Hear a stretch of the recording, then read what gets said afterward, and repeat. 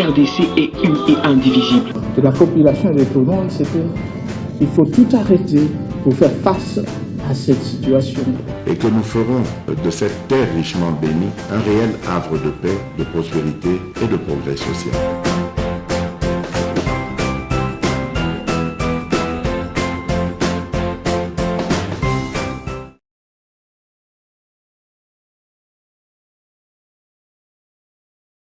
Situation ya moboti oyo akolela o alobi ba pesi ultimatum na hôpital esiko ya tiaki mwana dans 2 ou 3 jours il faut akunda mwana oyo ba swaki na mbwa oyo ba bengi pitbull, c'est vrai.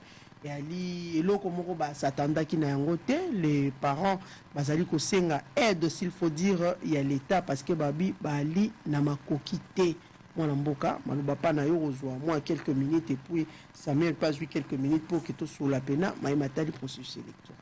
Avant na kotana na lingana sa moi recadrage mokena ndeko Samuel. Et ça la commentaire recadrage kozwa yango tant to kota pena thématique. Là li obe parenthèse to fongoli ya moke. Na yebitina. Po to compatir na bandeko te. Na kozo se pesa ko sepela mingongo pesi ngai. Kota la bo mamelo na lingana lo banelo ka moke. Ngana za contre pétition ya ndeko Samuel te. Quand on a ligné dans la signature, on a go signer ma public. Ce pétang on a go na télévision. Comment on va signer pétition? On a contre te. Mais avec ça pétition, moi ils allaient papier hygiénique par rapport à batazo bondisa biso. Ça ne pèse pas. Nabi qu'ils allaient papier hygiénique pour na bango o bakozo ba boaki yango na toilette. Kagame e gozo sale nini oyo do ba bengi pétition wana. Ozo ba comité international o azana va viser musu pour na mboka oyo. Pétition ya kosala po esa na Kagame eza papier jina sa so yango wana na ko ya pe na siamo na public nga pe so li ata ko signer mais na bi ezali papier hygiénique par rapport ya bato azo bundisa biso o eza pour ma guerre économique eza pour ma rapport de force nani ndeko na mokilo na monde ayebite ke le congolais aza contre balkanisation na so so di batayebi ke baza contre ba groupes armés qui ont kelami na ozo na est wana kili et ça pour na baza contre balkanisation ba sali ba groupes ba maima yo musa bango ezani po ba boya ke loko wana ba marche kili samba groupes wana eleki eloko wana nazo ba ke ezoko na libina te na za ko na bike ezali ko peut-être ezali papier hygiénique par rapport ya bato bazo ko bonisa biso ezali na valeur ata voilà par rapport à merci beaucoup le répéter na ligina lo balisusu likambo oyo likambo to lo otolobi ya otuninga question opération coup de poing opération coup ndeko wana de part et d'autre photo lo ndenge makambo ezali sembo mboka na biso to fana kisasawa ba plus de 40 ans de vie de fana kisasawa o ba bengi kin label ko zonga kin label te soki batali makambo ya ba conscience anarchique te ça dit quelque part eza nyoso ezali manque autorité de l'état. Parce que c'est-à-dire que et là on ça les bien mais buzo banana eza ya bango moko soko tel ba komi nyonso wana bato batie ba ngar wana ba terrasse wana eza ba bourgmestre bazo pesa bango espace wana ba bourgmestre pesi bourgmestre $100 $200 ati eloko c'est-à-dire bango moko bazo créer des buzoba kaka bango pe bazo esuko ko préparer ba buzoba wana. Moi je suis contre cette démolition mais pour mes amis ce sont eux-mêmes, c'est les gouvernants, les dirigeants qui sont à la base de ces bêtises. Tous ces gens qui ont érigé des terrasses, tous ces gens qui ont érigé des églises, ok, n'avaient pas 1000 églises. Parce que na ba bourgmestre kasi ndeko moko alobite l'état boloba ki ekufa l'état lelo alamu ye wana buka ba constitution so ali anarchie ezaka ko kufa ezape kozanga eloko kosala ndenge bazobuka ndenge ça dit que bazobuka na gauche na droite bazopesa so ba bisika mosusu ngana wuti koleka na pays du peuple lawa ndeko salité eza wana poubelle moko na pays na ko kutala te. Ce qu'on a mis tout parler du peuple à Nengwana, et c'est qu'ils ont siégé à l'Assemblée nationale. Beaucoup s'attendent à des députés à Nengwana, nini. Ce qui est c'est qu'on a siégé, ça les que d'autres sauté ça pas être peuple Mikolo, Wana, au Kangamish. Ce qu'on s'attend à l'Assemblée nationale, il y a Nengwana. Donc moi je suis pour la démolition. Parce que Togo n'a jamais envoyé une label sans que ça le loco. Mais pas c'est parce que Bangomo, ce sont eux-mêmes les cerveaux moteurs. Ces bourgmestres là, il y a Biloko Wana.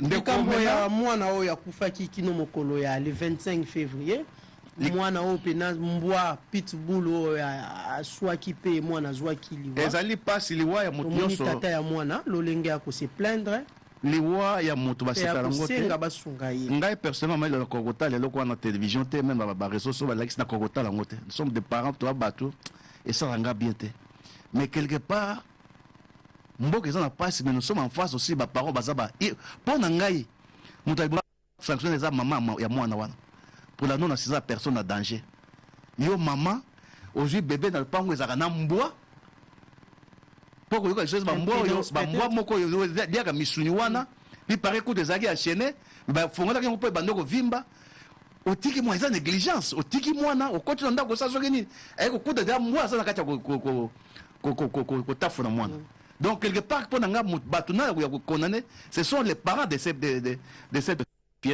comment les parents sont irresponsables mais ça c'est quelque part ndeko il faut l'engela mutu quand même et si ça dit qu'on va bengi bébé il faut l'engela au tiki na bassin mai et si ça dire que erio za parents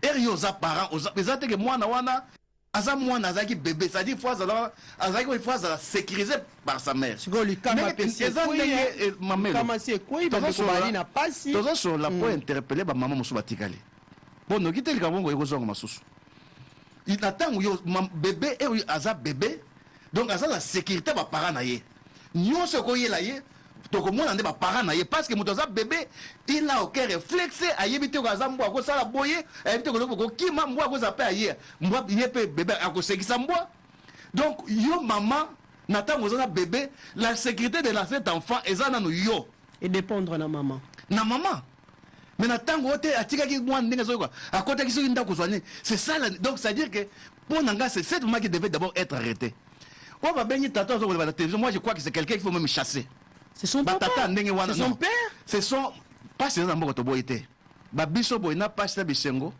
bébé akufi la contrôle na kwa télévision ndako sunga ka pona kunda mwana vous comprenez je ne ferai pas n'a pas ce bisengo doit yo peut-être wana makoki ya ina makoki ya non pona makoki tia mwana na ina mabele de mamelo obi dignité et le mbongo dignité eza biloko musu pona dignité na yo bitika na fanda nga mwana ngo akufi na bakonche wana na télévision bébé on da kufi na ya nazo ko mbongo ça sont des parents irresponsables voilà merci beaucoup merci Kazamba merci beaucoup merci moi na yo bébé na yo Samuel depuis moi akufaki apola na Samuel ozangi mwa okunda merci Kazamba ça de choses que je dois condamner merci Samuel merci beaucoup nabandi na coup de poing au lobito tolobela to pesa vie d'abord c'est un projet ou un programme qui n'a pas été lancé par Ngobila donc le gouverneur de la ville, de même de Nadjo Naé, on balance en côté.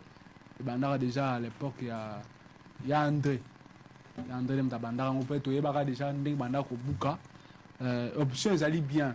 Quoi parce que l'intérêt général doit des fois primer. Tout le monde qui va place sous Batba Kotonga aime sous l'État évité. Bon, l'État évité c'est trop dur parce que bah monsieur va somba quand même Mikanda.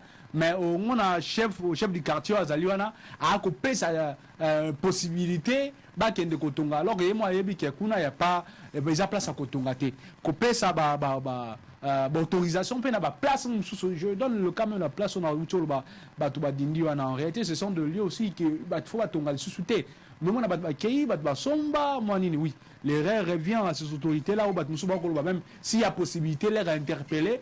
Là, on dit pourquoi il y a place soit déjà la place de Kotonga, mais c'est qui possibilité. Mais de l'autre côté, voyons que ont faire profiter en réalité que ville en Kinshasa et Zonga na bien pour que le plan aménagement et territoire au Bango est déjà élaboré par le ministre provincial voilà na même et pesami déjà moutine de l'icolo na ministère aménagement du territoire et ont moins en plein nango parce que au moment la net il est là je donne le côté à Liboso à Stade des Martyrs bon tu kotonga ba nini wa munene na bossa na kombo nango parce que je suis pas technicien quand même ba caniveau munene wana pona et melaka mai parce que tout le monde na boulevard na net na triomphal wana mai niveau et comme kotonda ce n'est pas vraiment bien ba tonga imaginez que maintenant place wana ba tonga keloko OK na ba banda place sous ba buki au moins ba nini na munene ki wana alors ba place wana si l'état congolais na bateau ba dirigé ba moni que c'est l'option est bonne, bah tiango c'est bien. Mais de l'autre côté, c'est aussi du côté avisement. J'aurais appris que la place Msusu, et là, ici, bango na tongo, na pourquoi ba yeba buka bango. Ce n'est pas aussi une bonne chose. Ce n'est pas une situation. Là, j'interpelle les autorités, de changer au moins des mécanismes de faire. C'est de même, on a même la Bandalungwa, terrain allemand, au bord de soi-disant Bateka, soi-disant Nini, soi-disant Nini. Il faut aussi que l'État a l'andela parce que nous devons faire primer la cohésion dans la millénium. À l'État, mais cohésion, c'est là. Pour Moutoussa, Boulete, yo, ça, gouverneur, Moukolo, Longwa, Horomonate, il faut Morandima, na Sepeli, na madame le ministre provincial, ministre de l'environnement, Batumsuba, Sepeli, na décision, mais Baboukaye à Sepeli. Bon. Donc,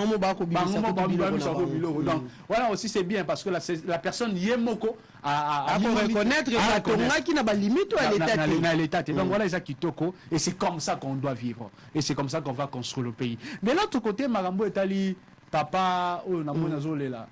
Bon, oui, comme tout citoyen, on a mis tout ni deux questions. Papa, à Bourla, moi, on a à Bourla, moi, je suis d'accord avec lui. Donc moi aussi je pourrais, peut-être avec ce que j'aurais, peut-être apporter de l'aide pour que parce que je me demande ce qui moi au-delà de $5,000, $2,000 ou un bébé. Donc on pourrait apporter de l'aide, mais de l'autre côté, l'animal, là maintenant je reviens sur le plan juridique, l'animal qui a mangé l'enfant a posé un acte. L'animal va quand il va quitter la prison. Dès la monde va réfléchir. Déjà tu vas bomber déjà ba lia ba la ça pende ba donc les Congolais sont nous sommes des fois terribles. Alors Ndesami Bongo, c'est la personne qui s'en sert de l'animal et qui garde l'animal qui est responsable de ces faits-là. Et c'est même une des dispositions, il y a article, il y a décret, il y a 30 juillet 1888, portant contre-obligation conventionnelle. Donc c'est la personne qui s'est servée de l'animal qui doit répondre de ses actes. Il doit réparer. Pour ça qu'il ne peut pas qu'il y a l'absence de la justice. Même si le membre de la famille, peu importe. Non, même oui, le membre de famille peut-être non-assistance. Père par exemple. Bon, non-assistante. Ce que ça, grand-père, mais il doit intervenir, papa. Maman, justice, c'est la justice qui parle aux hommes de Rosanine. Attends, aux hommes, moi, au Beaumier. Tu vas répondre des actes. Tu vas répondre des actes. Donc, na côté, il faut qu'on loue à la lobby, oh, justice, c'est ça. Non. Est-ce que y a à louer un mécanisme pour louer un colomboana? Attends, ça, t'attends, vu que Mbouana est sous sa garde, à lui-même, que lui-même, il se sent victimisé, ben, à côté ça. Déjà, c'est un chien au bâtiment. Signé en justice parce que ça, c'est très dangereux. Certainement, il y a un lien qui était. Il y a un peu de place moroteka na gorge. Parce que la place est donc, à taille, il y a maman mouné, maman, mais so, la place est bon, na gorge. Et c'est de même, déjà, il faut une politique, encore, il faut réfléchir en termes même de législation. Comment légiférer dans le côté, parce que le comme il vend et comme il commerce, il y a un bois. Il faut tout le réguler. Donc, papa, on a PC possibilité, à l'ouka avocat. Bon, total, la même sous côté à cabinet, comment on peut l'aider pour que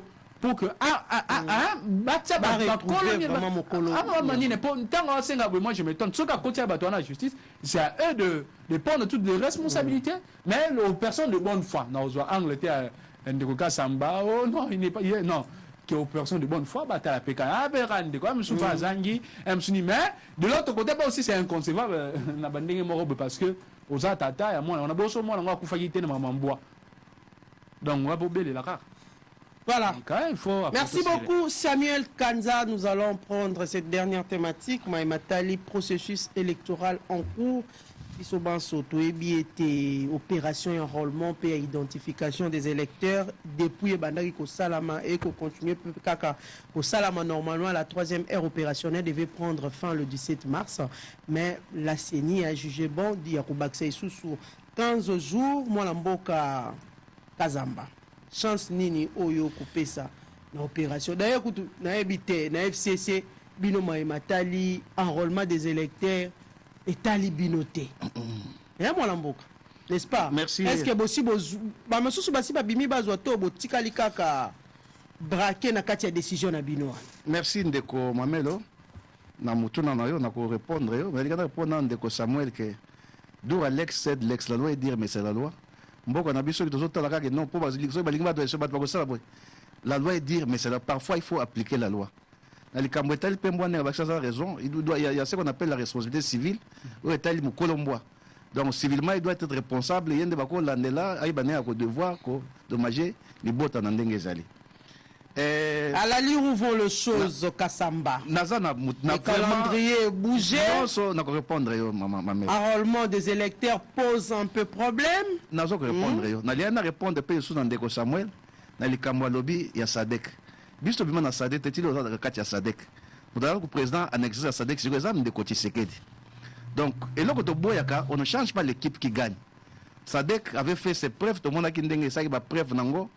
Na 98 tout le monde va preuve dans ça na 2013 ne loko to asenga secours na Sadek kaka ne loko moko bimi sika o kotala boy eza noyo ya bato ba via ka ba recherche na biso ake kota pe kuna kokota kuna pesa mbete mais ake senga aide parce que kota esa lingolo bateka ke so za problème o senga kuna o senga pe na Sadek mais ake senga na bato ba boncha biso aide ba kota na mboka na biso ndeko abiki non les ont un problème to senga ki mais so to mo ba so mabe to ko changer. C'est pour ça que je dis que vous êtes un régime de jouisseurs et de naïfs. C'est ça la naïveté politique en sciences politiques en soi. Ça dit que Moutmoko a été à Bokonzi, a évité à tâtonner, à Salanine. C'est grave ce que tu dis là. Ça dit aux autres diriger plus de 100 millions d'habitants, n'a tâtonnement. À tête, au bien que ça va, ceux qui payent 6 000 Bagozong. Baye, oui, mais Bagozong, oui, t'es Bagozong là. Rwandais, Baye qui n'en ont pas pour Bagozong. Oui, bien, n'est Zalaki. Et puis, Herba Kotiwana. Oui, bien, ma dégâts, ils ont salement. C'est-à-dire que Mboka Ndeko Samuel va dire chakango bongo na légèreté que le bandé que so simité ba kozonga. Nous sommes en face d'un parti politique qu'on appelle IDPS. Ouais, ça il na quatre opposition, plus de 30 ans d'opposition. Opposition musanga ça ko yeba ya ko luka ba solution. C'est-à-dire aux aneti wana ozali to benga na science politique aux aneti lampe témoin. Ozoko lakisa mutuka net mutuka minda te far boyezali.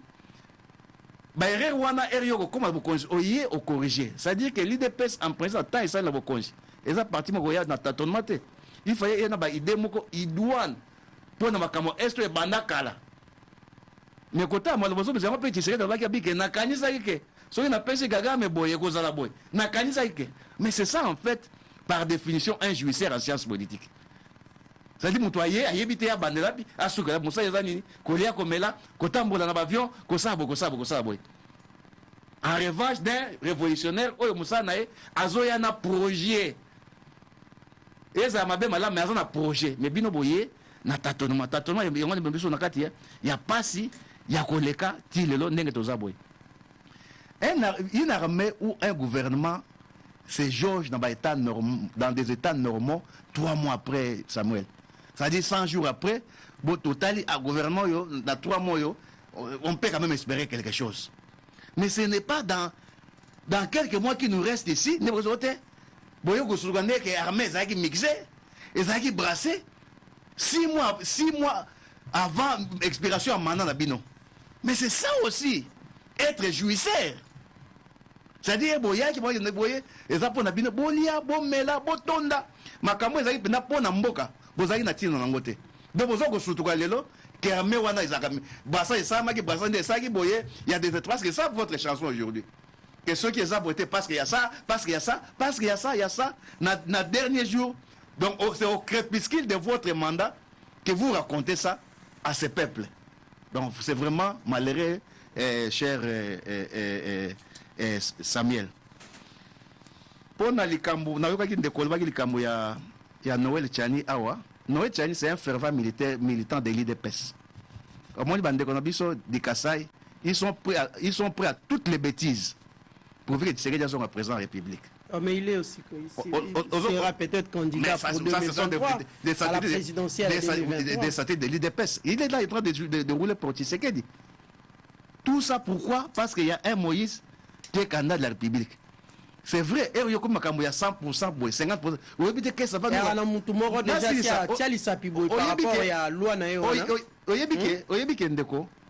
kobandelo ko eza ko si sango eza facilité hein lelo ndeko oyo o babengi tiani pona kombo ya IDPS pona kombo ya ndeko Tshisekedi fois zaka bokonzi il faut abimisa ba biloko ya ndenge wana que lelo bandeko za monete ba métis. Nous avons été à l'université, on a eu la chance de connaître le professeur Malou. On a eu fierté à Mboka, Samuel, je crois qu'il doit le savoir. Fierté à Mboka, dans l'université de Kinshasa, dans le monde, dans RDC, qui était un métier. Donc cette loi vise une personne.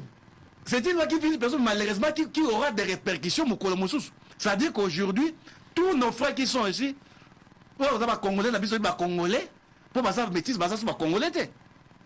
C'est-à-dire que les droits sont comme illimités. Quelle frustration! Donc, si loi moko ya buzo bakaka pour les militaires à partir pour moko azala fragiliser pour moto soutenir à ma présidente république. Mboka na biso makambo za on na makasi na eso be kamwetali ba etni tozo ko résoudre ngote yozo ko tambuza loi moko boye ya 100%. Il y a 100%. Est-ce que va détruire mboka oyo? Eza ba bêtise. To wana eza ba buzo beza azaka ko distraire peuple. Essentiel biso les années ezali guerre na essentiel biso les années lolo ezan de côté qui n'a rien foutu que na 2023 à Kende. Na tangu yozo obimisa ba loi ndenge wana oya ko marginaliser toute une race de Congolais. On a connu des métiers qui ont fait preuve dans mboka oyo. Oyo kutu bateau na IDPS ne l'ont pas fait. Nous des Tshisekedi bazapena bazana soki to bito to no ba o basana mboka oyo ba tient Tshisekedi. Okomona peke ezama wa mingi. Qui ont participé dans des assassinats, il y a des héros ya mboka na biso oyo. Mais qui se disent de Congo de 100%. Ceux qui ne connaissent pas Willy Bakonga. Il n'est pas métis. Mais nous devons détourner gratuité enseignement mboka na biso. Tala niveau ya buzoba oyo IDPS azozo ngisaka mboka oyo. Na kati ya mboka po etama malamu mame baza besoin ba bengi les patriotes. Quand on appelle les patriotes en sciences présentées Congolais à 100%. C'est celui qui a d'abord l'amour de la patrie. Les patriotes, c'est avoir l'amour de la patrie. Pourquoi les Congolais, aux patriotes, on a détourné, par exemple, on a pêché 42 millions d'euros dans l'université de Mbujimai. Ok, aujourd'hui, on a détourné. On a bien patriote. Donc voilà un peu la légèreté et pouvoir résoudre Mabiso. Voilà. Et puis parlons du procès électoral. Et au créer des problèmes, nous sommes à Kassi. Oh, tous les Congolais bandeko na biso vivre na bango awa, nos frères métis, tous na bango, ba neve banani, lo ba comme ba droit limité. Ba ko poser magistrature te ba ko sa biloko wana, lobi ko bota nini. Oh, yo sa ko na période moko po Moïse a écarté a fraisé, mais après au botini na makambo wana. Il faut conclure. Parlons du procès électoral. Pour le procès électoral, Mamelo Tuningai, c'est au moins dans le bac la fois passée sur les actes de la chaîne, ceux qui ont un cycle électoral, tout le monde, ils croient qu'ils ont une chance, ils croient qu'ils ont un modèle, ils croient qu'ils ont une imperfection mingité. Ils ont un cycle électoral, il y a 4 dimanches. Parce que dans le Boka élection, ils ont voté. On a eu élection en 2006, on en a eu en 2011. On en a eu en 2018. C'est-à-dire que ceux qui devait y avoir perfectionnisme, et quoi que na bureau académique. Mais t'as la légèreté, oh non, ça mis en enrôlement. T'as la violation de la loi électorale, ça mis en enrôlement. Enrôlement est comme une nette campagne électorale. Oh, tout le monde qui sous Kabila. Donc, vous devez s'enrôler, mais à vous avez déposé candidature comme député. Na groupe ya batu campagne na musique et ba fanfare interdit par la loi électorale. Yo moko moni bino bozuka carte tete lelo. Ya buzo ba boy vraiment. Carte yo et non ninga na za milolo, boko boya rozopona milolo. Biso tozo linga mama il bamelo. L'élection fait partie de la souveraineté d'un État. Mboka na biso, soko moni mboka na biso le kufi makasi. c'est à cause des manques. Au moins, le législateur, quand il a parlé de l'alternance au pouvoir, parce que Mboka Oyo, comme ça, Mboko paradis à Zate. Mais alternance permettra, ça donne d'abord les chances politiques à tout le monde. Il y a qu'à s'exprimer, tu as encore un peu candidat, mais ça donne aussi des chances économiques. Ça dit, mon il y a 5 ans, et il y a Kotika.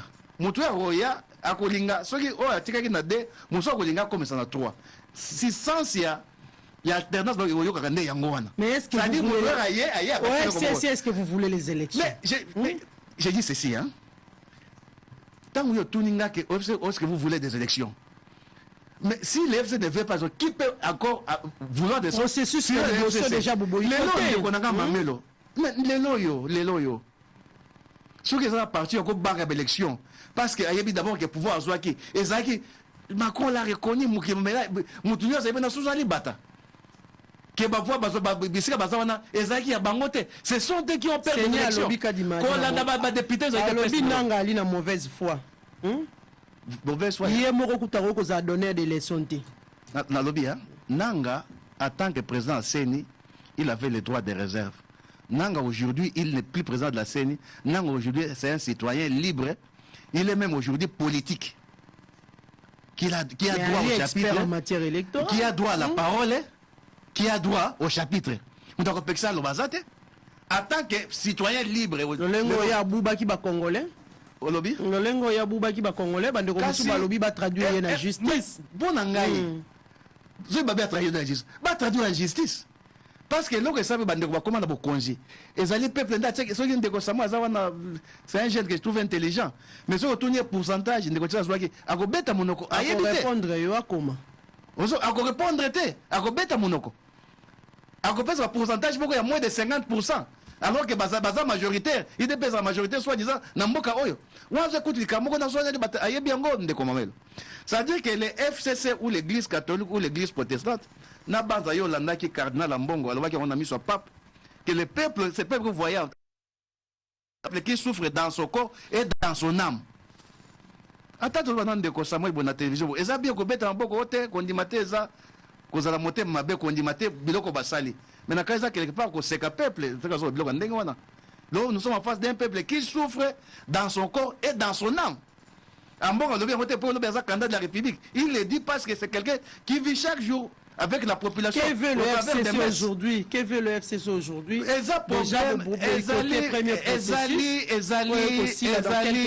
Ezali mamelo likambo ya FCC lelo ezali premier peuple. Ni non ande bozuka d'électeur te bato belo bazuka d'électeur. Na ko cheza ndeko ngwa premier ya FCC premier ya peuple congolais dans son ensemble la majorité silencieuse o ya voté ki bangote na 2018 wana yenda zo senga ke élection ezala inclusive.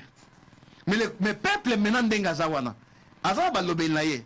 Mais peuple dans son ensemble azo linga élection ezali inclusive, ezali libre, ezali transparente. C'est ce que ce peuple silencieux a s'exprimer qui l'élection en 2018. Yenda zo koloba yango. Mais tellement qu'il a ses représentants qui sont des politiques comme il a ses représentants qui sont dirigés comme Mbongo, nous le disons. Maintenant là, à haute voix, que nous voulons des élections libres, transparentes, inclusives. Qu'est-ce que ça veut dire élection libre, transparente, inclusive? Élection non oh ezalité que moto au monde a comme candidat pour na comme candidat jeune. On va faire la camonaye, les camoya 50-50, aux or ba mudi invite à Kabeya. Nous avons la télévision, ma camoya 50-50, moutboya zate. Qui dit encore élection transparente? Élection transparente, lingo lobake. Vous allez la CENI oyo. Même la société civile, oui bien déco. Il faut conclure Kazamba. Nazo si ça déco moi si. C'est-à-dire que tu as kolobela mboka maman. Ezama kamzo eza très capital. Biangami élection transparente et lingolobake boza na seni moko oyo ya buzobe ko zate seni moko oyo tout le monde est d'accord avec ça. Quand on parle de tout le monde est d'accord avec ça, to comment neti ko ba bengi église catholique paix ou ta bengi paix église protestante. Moi bi ke ndeko ka di mako fanda wana d'abord c'est un fervent militant de l'île de pêche. Ko fanda wana ezaki par complicité avec les personnes. Mais avant d'avoir des catholiques, il y a des protestants, il y a des FCP, il y a des Mais qui dit encore élection transparente, ça veut dire qu'avoir une cour constitutionnelle neutre. Mais il y a un qui hold up et ça pour le makamou étalé, bah juge au batiaki. Parce que bon, ça a cour constitutionnelle. Et les juges à contentieux électoral, Merci beaucoup, la Kazamba. chef de l'État. Merci beaucoup. Mais ce qu'on a les cours constitutionnels, Merci, une cour Kazamba. constitutionnelle tribalisée, En conclusion, politisée. en conclusion, En conclusion, nous voulons d'une CENI, que tout le monde va applaudir, que tout le monde se retrouve. Nous avons besoin d'une cour constitutionnelle non tribale, non tribalisée, non politisée. voilà, merci beaucoup. Merci. On termine avec vous, Samuel Kanza, processus électoral. Merci, maman. Processus Les électoral. propos, les différents propos, il y a Corneille Nanga vis-à-vis, il y a bureau actuel, il y a commission nationale indépendante pour y traiter l'obité Ali de mauvaise foi et il peut pas se transformer en donneur de leçons. Non, non, non pour Nanga. Oui, il ne peut pas se transformer en donneur de leçons parce que déjà, c'est lui qui a géré les élections. Et je pense que M. Nanga devait avoir le droit de réserve.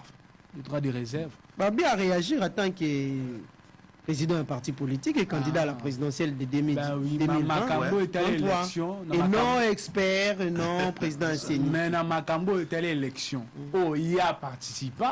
Oh, il y a Yebi. Bah, secret Oh, il y a professionnel. organisé. Oui, Hein? oh, il y a Avec- oui. mais oh, il y a pas secret professionnel. Oh, go divulguer en côté. Il doit faire attention. Parce que si on divulgue secret professionnel, quoi peut sous le coup de la loi. Oui, attaque. Mais à quand ça traîne aussi, depuis qu'il a parlé. Non, c'est Il y a parce que plus ou moins depuis la 4 semaines. peut-être que la justice a vu qu'il n'a commis aucun acte. Aucun, il fait un politique aujourd'hui fonctionnel. congolais. Il n'y a aucun acte. C'est à la justice, donc il félicite. Je vois que Jean-Paul Kassamba félicite au moins la justice congolaise en disant que non, bah, ça fait Moussa bien. Bandeko Ebele Babi va traduire la justice. Hein. Bandeko Belé, mais la justice, c'est la justice. Vous savez. Bandeko, la vérité des urnes, Babi. C'est- Ah, c'est la si bango justice. raison C'est de les leur lots. droit. C'est la justice. Maintenant, ça rôle à Mougane, pas maman. Non, au À la Congo, nous justice sommes pour faire son habitués à tout. travail. Mougnon, son rôle, ça là. Mais c'est à l'organe habilité, à l'organe compétent de se positionner quant à ce. Donc, Mambo est dit, M. Corneille Nanga, par rapport, il a eu à s'expliquer. En disant qu'accord, il y a ça, disons déjà, accord FCC cache. J'ai suivi, intervenu et mon corps. Donc, comme pour dire des fois, il faut faire attention à le langage, je suis moi, le baki, peut-être à maîtriser quitter, mais par rapport à l'ingénieur éclairer l'opinion. Parce que ceux qui sont dans Zawana, Alban n'a élection à Kala, on va sur le coup de la loi. S'il faut parler maintenant de processus électoral, dans Ndengolobi, maman, tout ça, un cycle électoral, chaque cycle électoral, il y a une période électorale où il y a un accomplissement, il y a un acte pour arriver à une élection crédible, transparente, inclusive et apaisée. Apaisée, c'est suivant l'option ou l'environnement socio-politique et économique du pays. Parce que là, on voit les indicateurs qui permettent à ce que les élections, est-ce que côté apaisement, c'est-à-dire paix, est-ce que Macron se salit bien?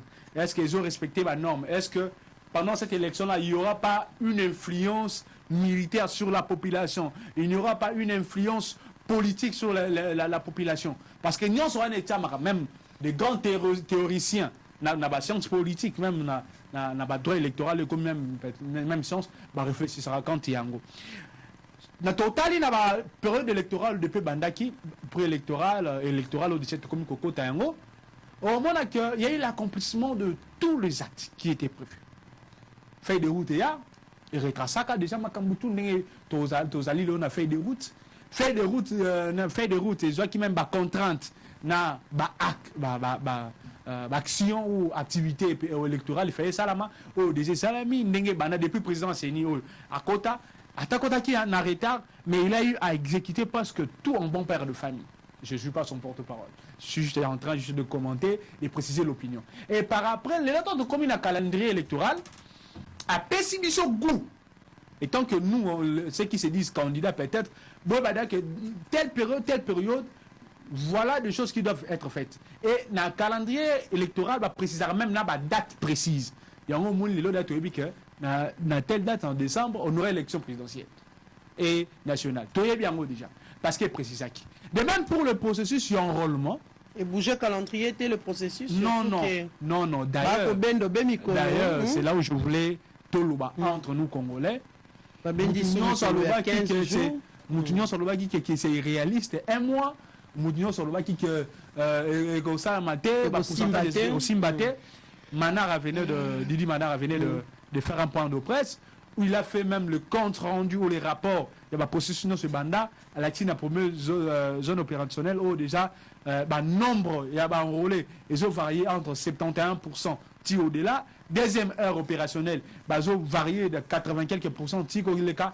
Troisième heure on est qui baisse parce que l'accessibilité dans la zone où on a quitté on va bâtir 15 jours. Mais ceux qui 15 jours on a total la date au comment on a calendrier électoral il y a des Kadima et ils ont permettre à ceux qui ait des élections dans moment opportun. Parce que ce qui est exemple aussi ici, le processus il y a enrôlement de mois d'avril. C'est-à-dire que la répartition des sièges, c'est quoi intervenir soit dans la fin du mois d'avril ou soit début mai. Donc, si tu as déjà dans les vacances parlementaires, tu as déjà rassuré sur le plan textuel que tu auras l'élection.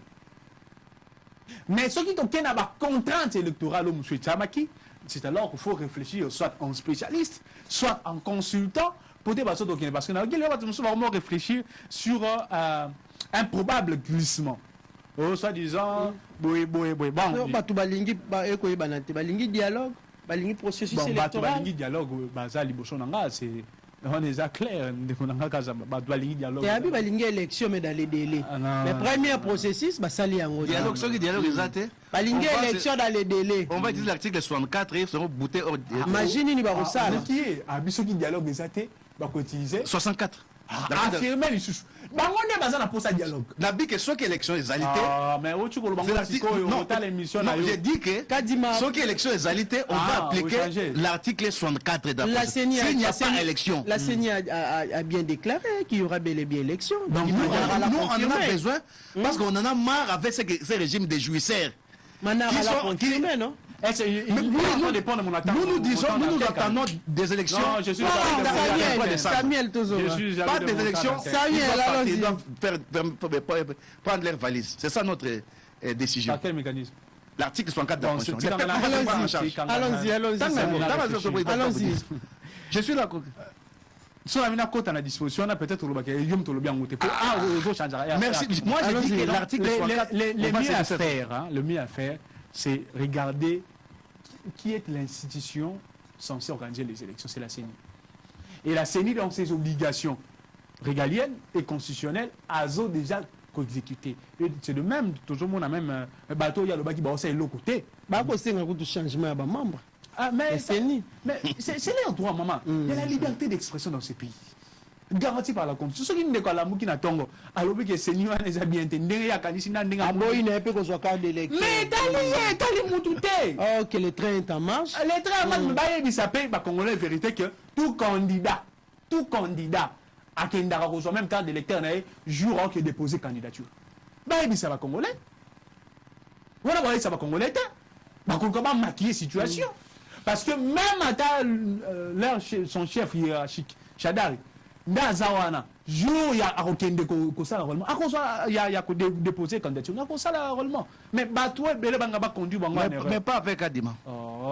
Pas avec Kadima. On verra la suite. Donc, le mieux à faire, c'est ça, Toti Kanal Makambi continue. Financement Assemblée nationale Outi Goloba. Maintenant que le gouvernement ait accéléré qu'on paie sa financement. Mais il y a le bas qui, Assemblée, on a, Azo ça les l'autre côté. Non. Vous savez, il y a des affirmations gratuites qu'il faut le roi. De l'autre côté, le roi, tant qu'il y a une crédibilité, il y a une élection. Principe, il y a crédibilité, confiance. Que chaque partie prenante au hasard la procédure électorale a quoi apporter. C'est de là où on voit le parti politique. Nous, les partis politiques, nous avons accompagné la CENI depuis l'avènement de ce calendrier électoral. Et de continuer à un autre lélo, cadre membre du parti au Bazali, la province nous continuer avec sensibilité. Ceux qui ont des oppositions, au Bazali, Bango Moko, peut-être parti politique Moko, ils sont tous en accord océan. Poisson Moro ya Mouké, à Boakamina océan, toi Bimi Libanda océan à Koufi. Ailleurs, le bagage, oh non, mais alors que est-ce qu'on peut admettre cela? C'est ce que le PPRD est en train de faire. Pourquoi ce qu'on a dit, grand frère Fayoulou, mais grand frère, il s'est enrôlé. Je pense qu'il est même en train de sensibiliser la population d'aller s'enrôler. Mais tout le monde a peur. Même pour FCC, je ne sais pas ce que ça rassure. FCC, c'est total, il y a un parti composant. En 2006, pays de PSPS en Roland a été. L'élection à l'Ara. Oui, l'élection à l'Ara. Donc, c'est de même là où ça là. L'élection, parce qu'il y a des acquis face à plusieurs partis politiques. Nous sommes dans le militantisme. Donc, ça ne diminue à rien. Donc, d'ailleurs, si on peut se rappeler, pourquoi, quelle est la motivation qui a conduit à ce qu'il y ait la modification de la loi portant organisation et fonctionnement de la CENI? C'est sur base de ce qu'on se disait, il y avait politisation de la CENI. On a proposé. 2 minutes sont terminées. La suite, c'est ça qui est autre. On peut dire, moi, je peux dire à mon humble avis que certains principes en matière électorale, ils ont déjà respecté. Dose et l'aboutissement. De même, Makambo est allé en sécurité à l'est de la République démocratique du Congo. Comme je l'ai dit dans d'autres médias, je l'ai dit encore que ceux qui, insécurité ont persisté, l'organe habilité la CENI a la possibilité de prendre de mesures électoralistes palliatifs. Parce qu'on a déjà moyens aux acquis déjà soulevés, même en 2018, contre moyens que matériel déjà quitté, organisation électorale, c'est la maki kunate, mais l'élection c'est la maki na Congo Mobimba. C'est ce qui peut être aussi fait. Donc j'adhère à cela. Maintenant, si je peux rectifier ce que Ndekonanga Uchukuruba. Ok, il est en train de dire que jouisseur politique. Et il a parlé comme étant spécialiste en sciences politiques. Bon, je ne sais pas. Je suis aussi politologue en formation depuis déjà une année. Mais je me dis, est-ce que le terme jouisseur en sciences politiques, ça existe où? Oui. Par quel ouvrage? Non, lisez le cours de communication politique. Communication politique du professeur Leman. Moi, je suis politologue de 20 ans. Merci beaucoup. Lisez les cours de communication politique. Merci je peux vous les donner. Merci beaucoup. Des professeurs Leman. Merci beaucoup. Et heureusement que je suis dans la communication politique, ça n'existe jamais. Ce sont des choses que vous inventez à chaque jour. Qui n'a pas Bobeti. Et puis, non, je sais qu'il y a un cautionnement. Voilà, en conclusion.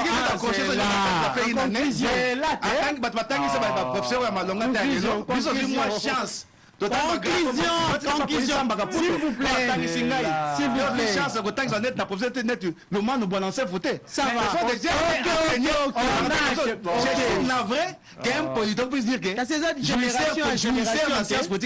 c'est grave. Voilà. Quand par exemple un politique dit que dans la science politique, naïf politique a raté, un révolutionnaire a raté, mais c'est trop grave. C'est grave. Des affirmations. On termine. Samuel, Nabi na cours, il y a communication politique.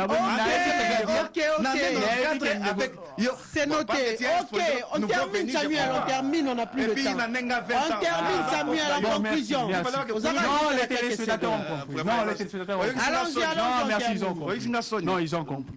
Donc, conclusion, s'il vous plaît. Conclusion. Aux attentes, 1 minute. Mais avant qu'on a la minute, allons-y. Si je peux conclure, laissons la place où la compétence n'a pas organisé.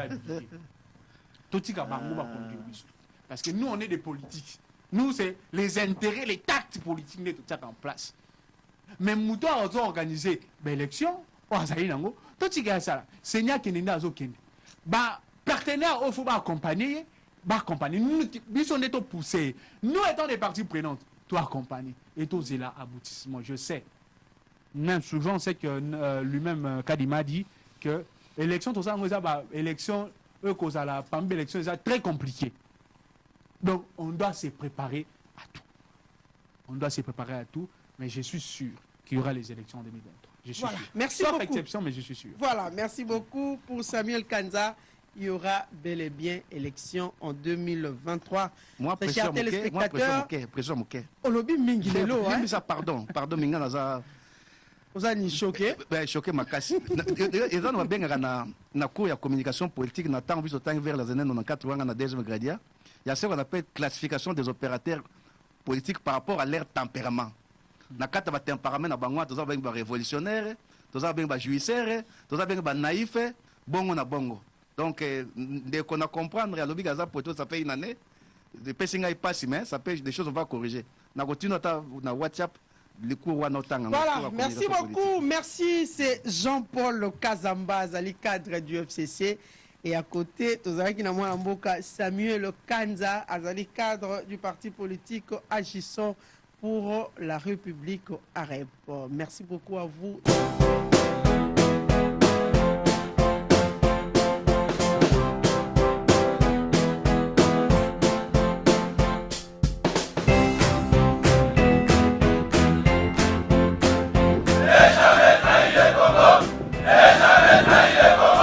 La RDC est une et indivisible. De la population et de tout le monde, c'est qu'il faut tout arrêter pour faire face à cette situation.